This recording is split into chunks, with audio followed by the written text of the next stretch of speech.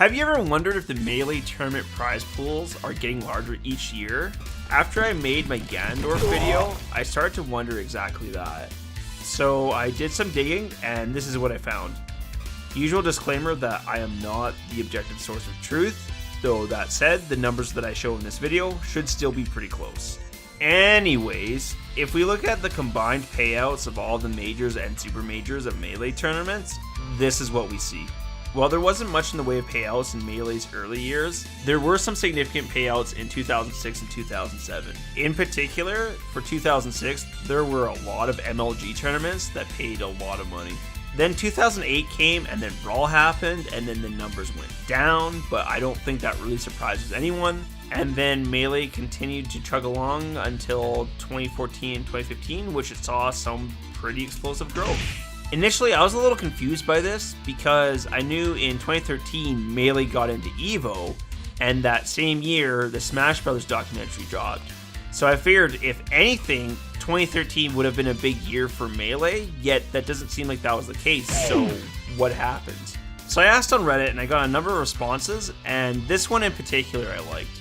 Cascading effects of EVO 2013, Project M becoming incredibly popular among casual fans, the Smash documentary dropping and blowing up, big sponsors picking up players, and Smash 4 dropping at the tail end of it.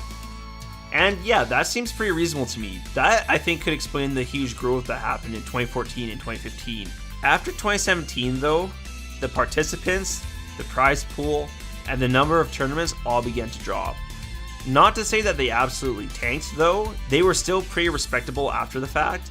However, strictly speaking, in terms of participants and prize pool, 2016 and 2017 were the best years in Melee's history.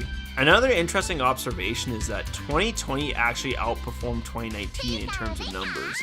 And remember that the pandemic didn't really start until 2020. In 2020 though, we did have 2 Ludwig Championship tournaments, and we had the Slippy Championship League, plus Summit, which, so if you add all that together, ended up being about $140,000. 2021 pulled similar numbers to 2020, though that brings me to my next talking point.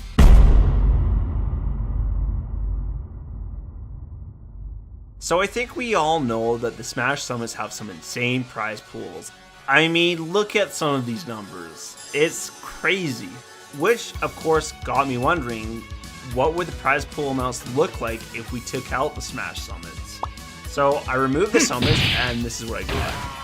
Outside of there being obviously much less money overall, the only real difference I noticed was that 2021 had only a fraction of its prize pool amount, and it's the lowest one since 2013. As to why that's the case, I can only speculate, though I wouldn't be surprised if the pandemic had something to do with it. It really makes you wonder though, where would the Melee scenes be without the summits? But anyways, I guess if there were a takeaway for this video, it would be that if you had to choose one tournament to win, you should win a summit. But that's all I wanted to say. Thanks for watching the video.